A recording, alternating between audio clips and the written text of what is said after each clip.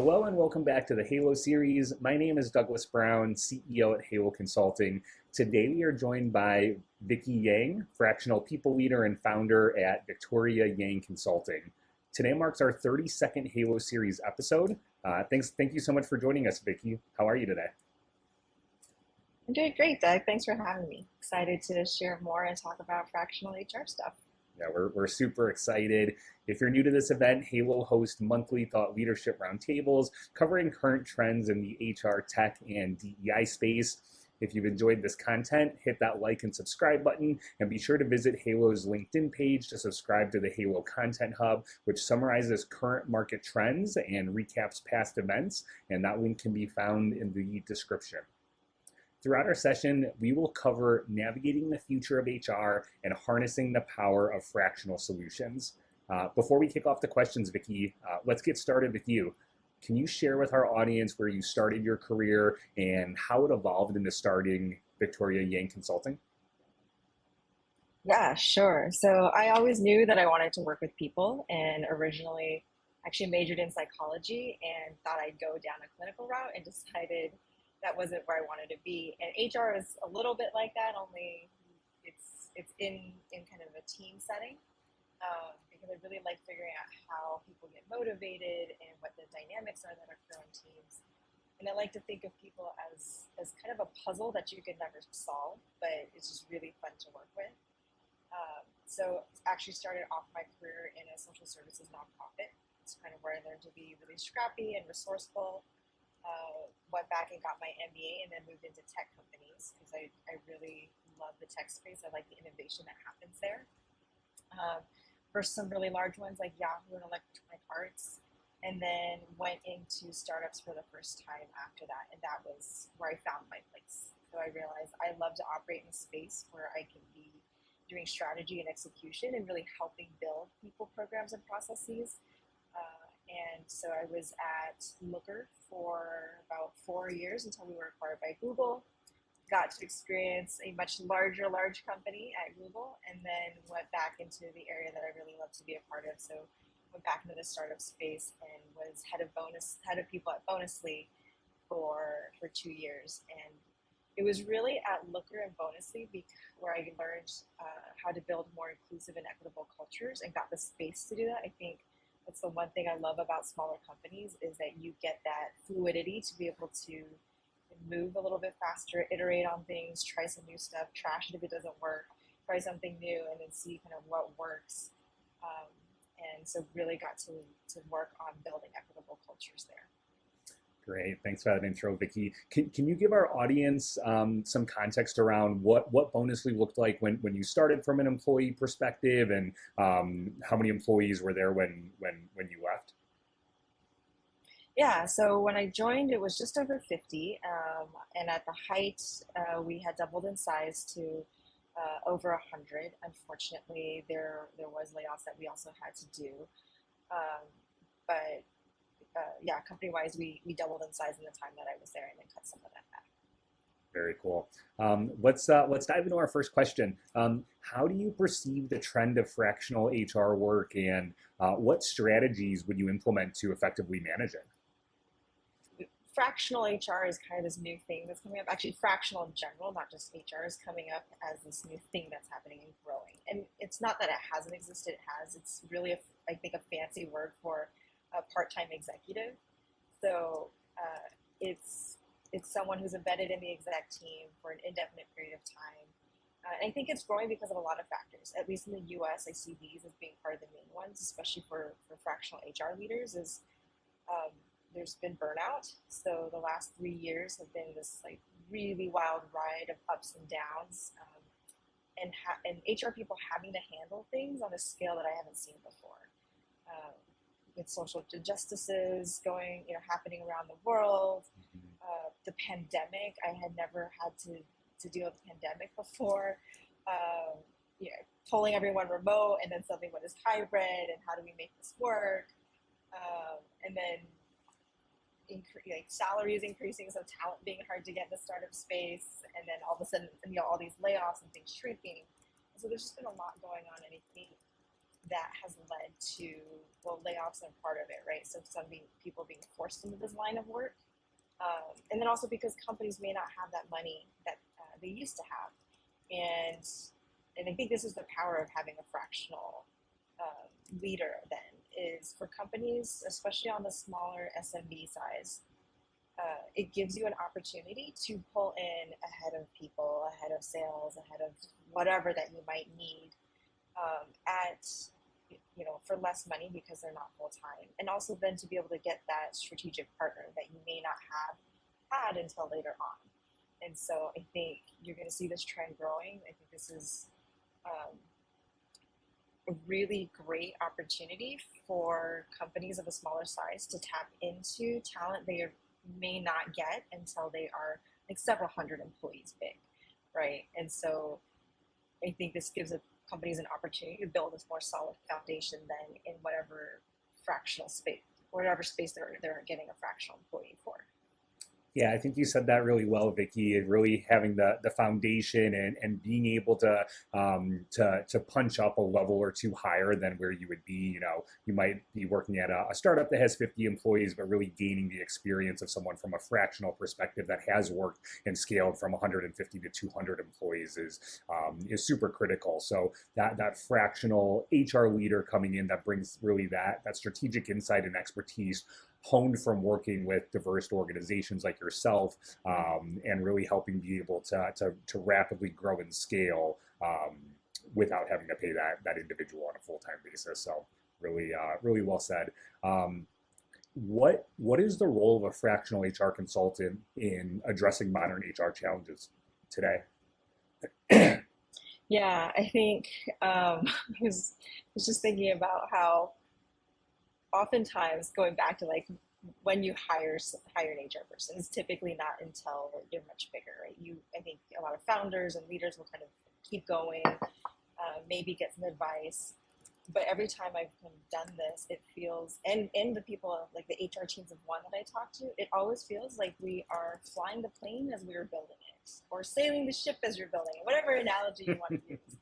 And it's kind of like, can we stop doing that? Because if we just build a slightly better, more solid ship to build off of, or plane to build off of, you can avoid some of these things that happen later on. And I think when we think about, what are the usually when does someone pull in an HR person? It's usually because there's performance management issues. Maybe there's not enough feedback being given from managers to employees, or there's new compliance things like around compensation and transparency around comp, or it's headcount planning. Like, okay, we've realized we don't really have job levels, maybe we don't have appropriate pay bands, or we're not sure. We just kind of cobble these things together for the roles that we need right now. And if you can get like a fractional HR person to come in, they can spot these things sooner, and based off of whatever business strategy you have, they are your partner in figuring out the people side of it, right? So they can say, hey, look, I see where this is going. I think we can build job leveling and comp bands. And we don't have to build them into such great detail that you need right now, but build some basic ones so you've got something to work off of. Or as you get bigger, here are the things that you're going to probably need to think about in terms of what benefits you want to pull in, or what programs do you want to pull in, or at this size, it's easier to build a foundation too of performance management and feedback and comp and transparency around these things. More so than, let's say, when you're at 200 and then trying to convince 200 people that you need to change something. So I think that's for a fractional HR person to really help with the challenges that we're seeing today.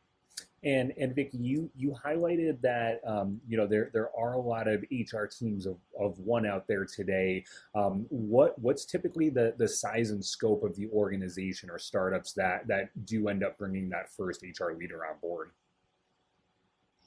Yeah, it does vary. I think depending on kind of where founders, one, their experience with people management, I think plays into it. And then two, what are they trying to get off their plate, or how are they structured? Because some folks will outsource everything to a PEO, so they will usually go a little bit longer, maybe without some HR folks. Whereas a lot of founders and leaders, I'm finding, are learning from each other, and so they might set up a system, an HRA system that can run payroll, but they're finding that they'll need someone to run the payroll and to handle the onboarding. So usually at about like anywhere from like 10 to probably 30-ish employees, you'll see generally an HR generalist or maybe an HR manager of some sort come into the company and kind of start doing those things. Got it. And from your experience and previously in your career, I know you mentioned Looker and Bonusly were both startups that you were a part of. Do you feel that either of those organizations did do a good job of bringing in HR at the right time? That is a great question. I don't think it's a black and white yes or no. If I had to lean one way, I would say Bonusly yes. For them to hire a head of HR at the stage that they did was impressive. I would say with Looker, we probably could have done a little bit better. That team ran really lean for a very long time. Um, and so, yeah, I think it depends on kind of like, again, also though, what your leadership team looks like and how good are they at some of these other pieces. Mm-hmm. Got it. Um, let's move on to the next question. Can you share from your perspective what strategies for startups they should be assessing for their HR needs, and at what point is it determined whether fractional HR support is the right fit for the stage of growth? Yeah, I think they it's almost when you think of like project management. Where do you want to invest your time, your resources, and your people? And so I think it's going to vary by company depending again on kind of what are their focus areas, what do they want to do, are they really human centered, and are they thinking about diversity, equity, inclusion, and belonging, right? And so for those that are, I think bringing on a fractional HR person or even an HR consultant off, early in early stages, someone that you can connect with and get advice from can be super helpful. So in terms of like when do you bring on a fractional, and then it's really thinking about, okay, how strong is the culture that I'm trying to build, what are our values, and can this person help me take those things and help amplify them and push them into the way we hire and the way we onboard throughout the entire employee life cycle.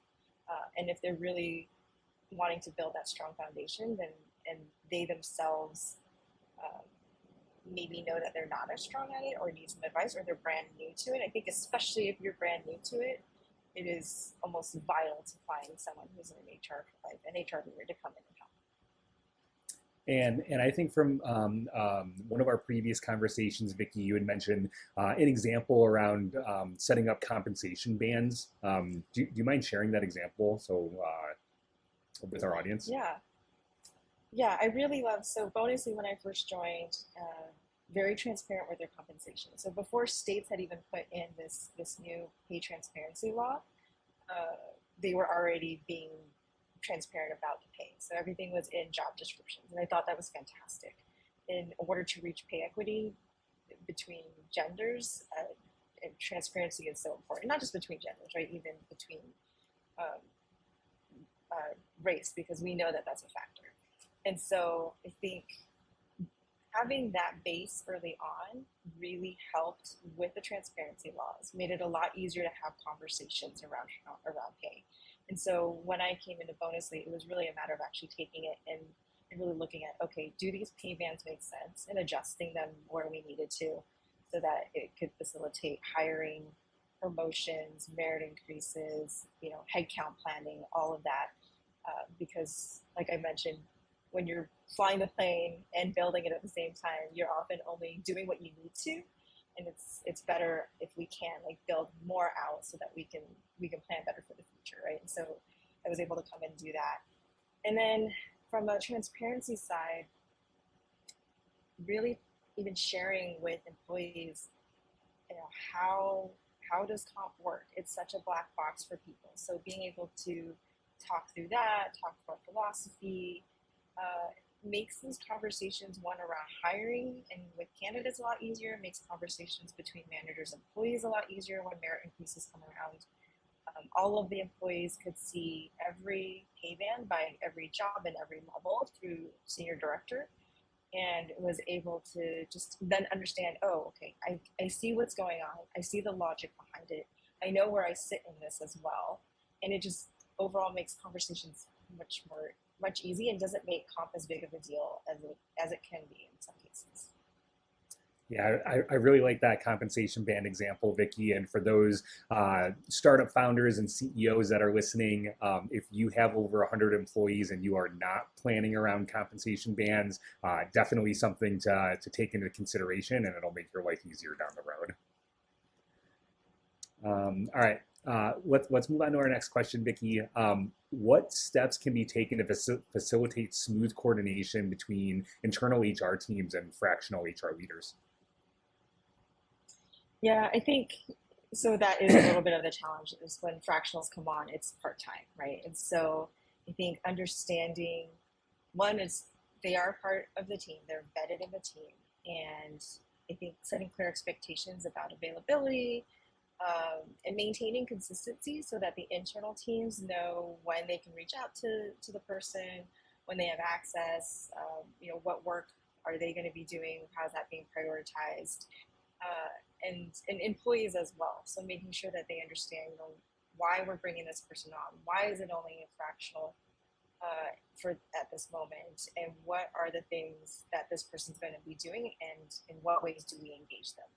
So being really clear about that up front and always communicating that, I think, can be super helpful. And from your perspective, if there is an HR generalist or a manager that's in place today, what approaches or strategies can you take to really coming in as the strategic partner to this individual and not, trying to take over the HR function from the individual that has been running it? Yeah, that's a great question, because I think if we look at how often times generalists and HR managers are hired, right? And they're also asked to do a lot of work. Mm-hmm. And I think the challenge for a lot of them, and I hear this a lot with the folks that I would mentor, is I'm being asked to do all these things. I can only do so much of it, so I can't get very deep in any of it because all of it feels like it has to get done. And and and then maybe I can't do some pieces of it at all just because there is no time. And so I think when you bring in the fractional person, if they're not going to directly report to them, and then I think it is hey, we're bringing in a thought partner, a mentor, a coach for you, someone who can help you figure out, what things to focus on now, and a thought partner, right? And so I think that it's more of like a project manager kind of relationship with this individual. And the generalist and the HR manager is almost like the stakeholder. Mm-hmm. And so I think setting that up, giving, I think as an HR team of one, it's always just nice to have somebody else to talk to. I think we find these, when I was in that spot too, you find these communities, and it just, that kind of helps. But if you've got someone who's more embedded in the team, who can understand the people, understand what's going on, it's almost like HR for HR in a way. But yeah, I think really focusing on making the fractional person their mentor, their coach, and their strategic thought partner. Got it. Really well said. When we think about fractional HR services, what's the best way to contribute to building equity in people processes within startups, particularly concerning diversity, equity, and inclusion initiatives?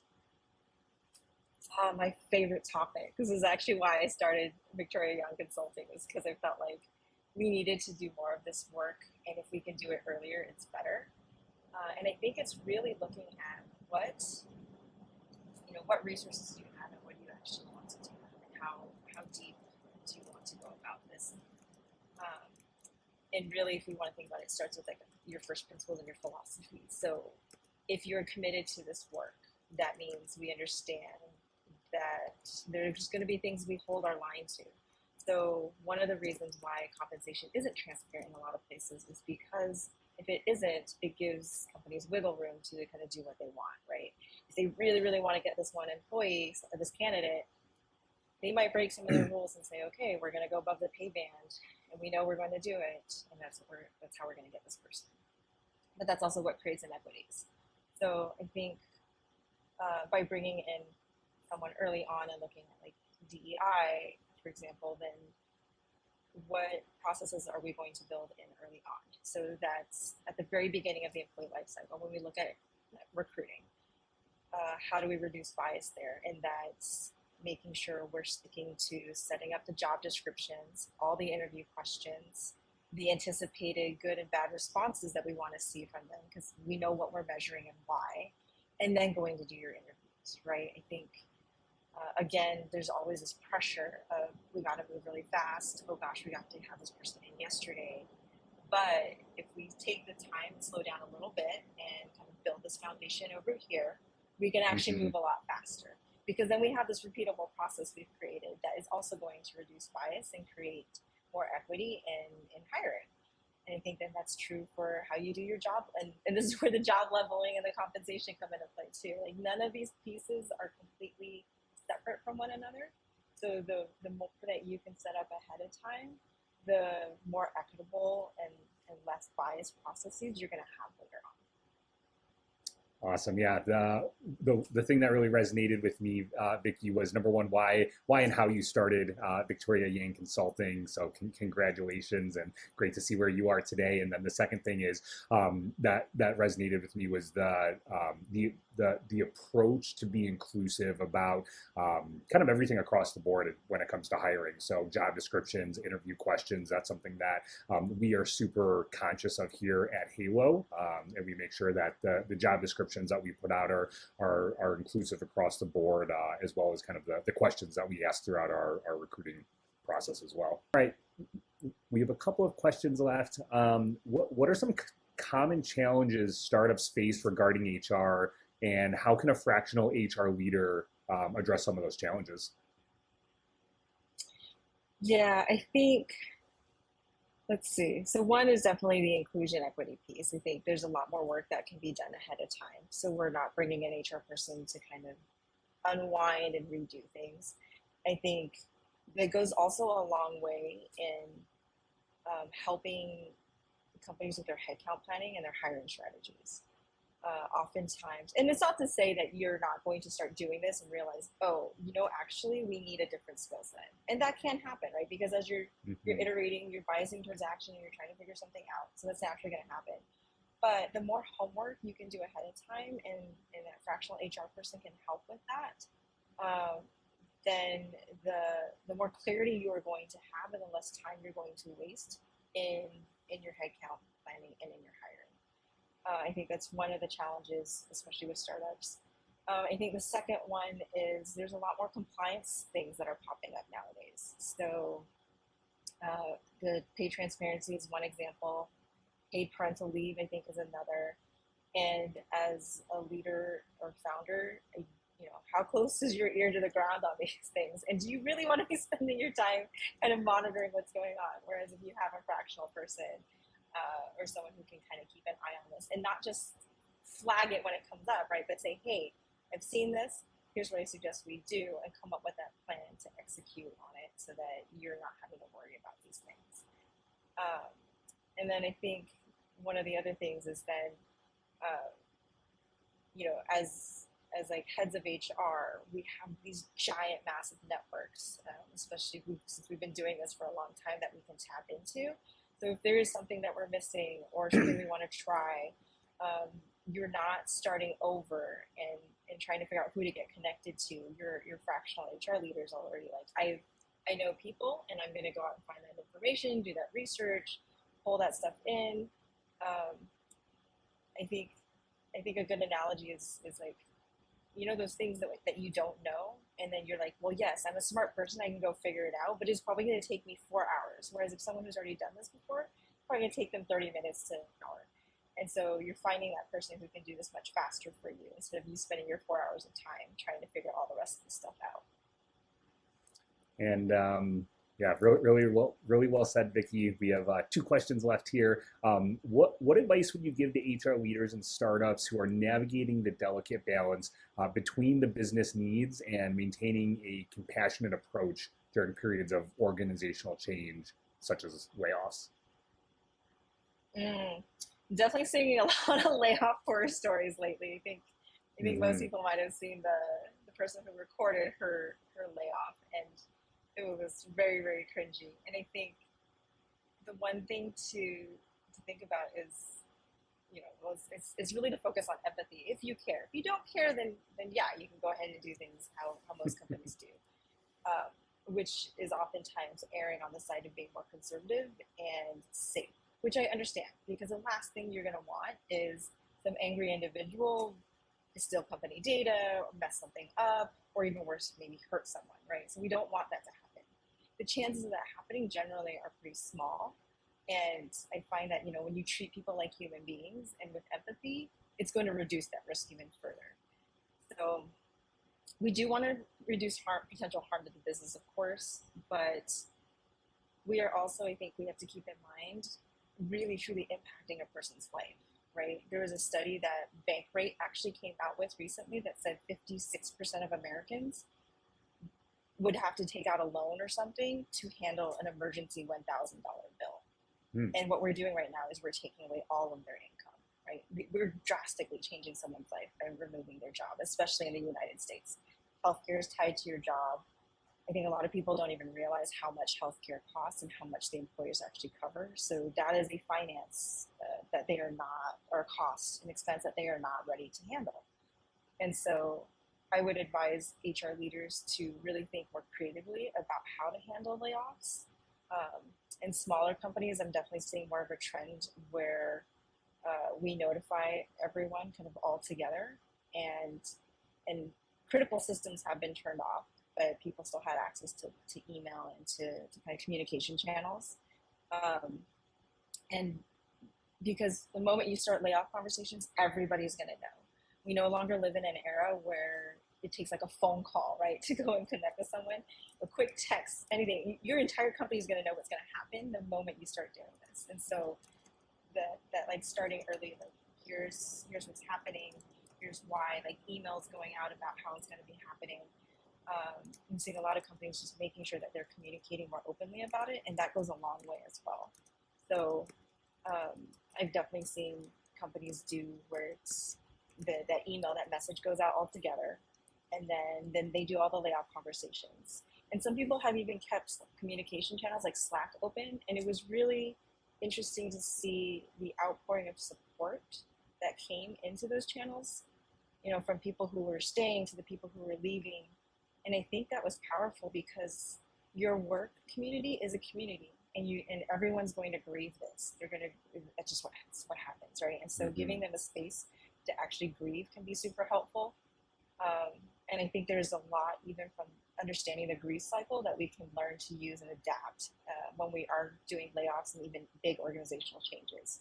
And I think that's the thing to focus on, is like, how do we treat people like human beings, and really think about what's going to happen, and then mitigate some of that. We've covered a lot from a fractional HR perspective today, Vicki. Is there anything else that you'd like to share that you're involved with today or doing personally? Personally, I think my mission really is to support those SMB companies build these really human-centered people programs and processes. And I think it's not just because I think that's important, it's because I think it'll make companies successful. It'll increase engagement, it'll help with performance, it'll help with strategy and planning.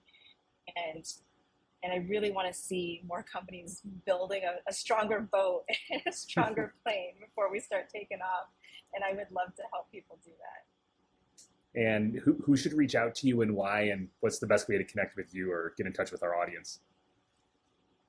Yeah, I think companies in that smaller stage, if you all are trying to build stronger foundations for your people, processes, and programs, definitely reach out to me, and we can work together to make some that will scale. You can find me on LinkedIn at Victoria Young, or even victoriayoung.com. Thank you so much for joining us today on our 32nd episode, Vicki. Wishing you all the best and continued success. Thanks so much, Doug. Appreciate it. Love being here.